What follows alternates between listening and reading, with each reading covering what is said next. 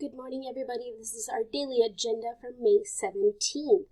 So for today, we are moving on to learning. We were learning about poetry and some of our poetry terms that we're going to be using. And now we're really going to be working with what types of poetry are you guys going to be creating? You guys are going to be creating poetry this week, and we're going to talk a little bit about what types we'll be using. So for our first poetry that just to keep you guys fresh on our poetry terms, we're going to be going through vocabulary. You guys are going to learn a little bit more about rhyme, rhythm, and rhyme scheme for today.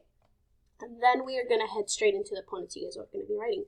So the first one's a sonnet. This one's going to be one of the harder poems that we write in this class, but I totally think you guys can do it. So let's break it down. A sonnet is a 14-verse poem. Let's not forget what verses are. Verses are each line. So it's 14 lines total. It is a 4-stanza poem, so it's those 4 mini little paragraphs. 3 stanzas, so this 1, 2, and 3 stanzas are going to have 4 lines in them. And then 1 stanza at the end is going to have just 2 lines. All right? Each verse or each line is going to have 10 syllables in it. So this just has 10 syllables. So, shall I compare thee to a summer's day is 10 syllables. Okay, so when you guys are writing them, each line you have to make sure is 1, 2, 3, 4, 5, 6, 7, 8, 9, 10 syllables in it. That the last word has to have a rhyme scheme. So that last word, that day, has to rhyme with the next, not the next line, the line after it. So, May. So the rhyme scheme is A, B, A, B, C, D, C, D, E, F, E, F, G, G. So these are going to be some of the most essential parts of the poem, ladies and gentlemen, and we will talk a little bit more about it in class. Let's keep in mind, sonnets are one of the oldest forms of poetry that are out there. They were popularized by William Shakespeare. He's this really old guy from basically the 16th century. So this was 4 centuries ago. This was one of the most popular poems out there. And people would listen to sonnets the way we watch movies, the way we go through social media. People would really follow through sonnets. All right. So sonnets, usually their themes, they can be about love, beauty, nature, just kind of what's around you in the world. That's usually what they're about. So you guys are going to be writing sonnets, and in your sonnets, you must make sure to include a metaphor, an allusion, a tone, personification, and a rhyme scheme. That's a lot, but let's not forget you guys have 14 lines. So you guys can squeeze in a metaphor in 14 lines. You guys can put in a little bit of allusion in 14 lines. Make sure your tone, if you're writing about love, make sure your tone reads a lot about love. Or if you're writing something scary, make sure your tone is scary. You're going to include, of course, personification and a rhyme scheme. Don't worry about the rhyme scheme. The rhyme scheme is already built in. As long as you guys are following it, it's there. So all you guys really have to add is that personification, tone, allusion, and a metaphor. But you have 14 lines, ladies and gentlemen. You can do it. Haiku. A haiku is a 1-stanza poem. It's just 3 verses, 3 lines. That's it. And it is 7-5-7. The first verse has to have 7 syllables. The second verse has to have 5 syllables. And the third verse has to have 7 syllables again, for a total of 17 syllables. Whoops. Okay. So we're going to read it. An old pond. An old silent pond. A frog jumps into the pond. Splash. Silence again. So that had a total of 17 syllables in it, ladies and gentlemen. And it's pretty simple for you guys to be able to make haikus.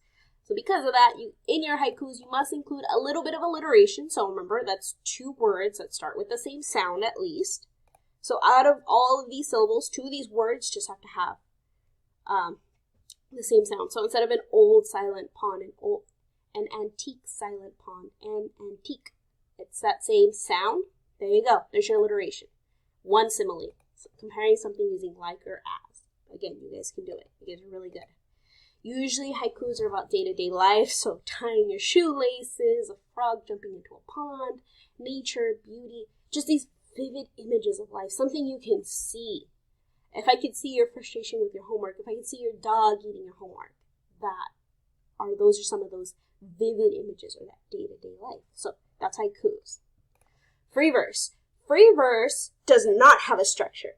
no rhymes or limited verses. You can write about topics such as love, family, friendship, nature, anything, ladies and gentlemen. Poetry devices, so like alliteration, allusion, similes, metaphors, they can help make your free verse a little more alive. Free verse is really what we use now in the 21st century as our form of poetry. So these are some poems that we have. My voice is the offspring of two countries colliding. What is there to be ashamed of? If English and my mother tongue made love, my voice is her father's words and mother's accents. What does it matter if my mouth carries two worlds? So that's on accents. That's a free verse poem, ladies and gentlemen.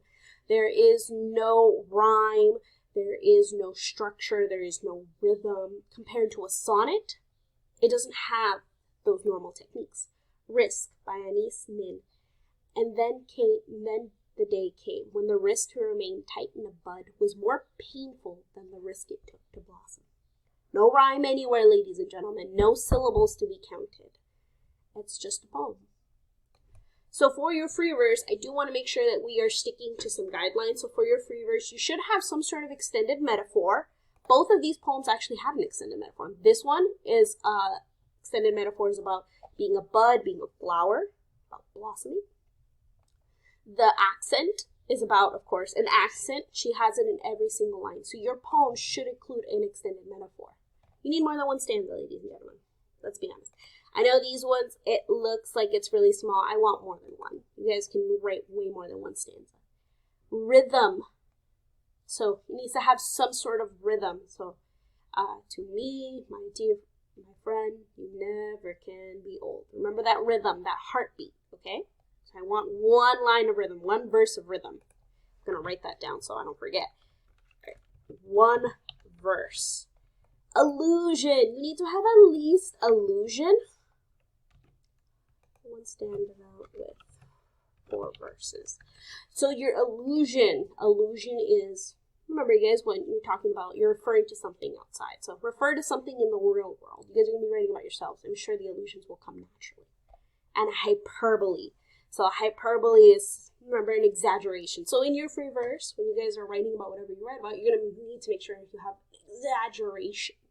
Like, you're writing about your family, maybe. So your sister is crying up a storm. She's not actually crying a storm, but you can include that hyperbole. All of these have to be at least one verse, except extended metaphor has to be throughout the poem. I want to make sure that's clear. All right. And then our exit ticket. In what order are the following poems? So what is this first one? What is the second one? And what is this third one? All right, ladies and gentlemen, that is it for today. Oh, let me show you guys your types of poetry notebook before I go. So this is where you guys are going to be taking notes for today. So what are the features or details of the poem? What is required? You guys already saw what's required. And then these ones, you guys are going to be on your own. What is the theme you want your poem to be about? And what patterns can you create in your poems? And the same one for each one. Don't worry about slam poetry quite yet. We're not there. So don't worry about that yet. So that's what you guys will be doing. For 3, 4, instead of patterns, you're going to have unanswered questions. You guys are going to be writing what questions you still have about each poem. All right, ladies and gentlemen, that is it for today. As always, if you have any questions, reach out to me, reach out to Ms. Royal, reach out to Ms. Reyes, and I'll see you guys in class.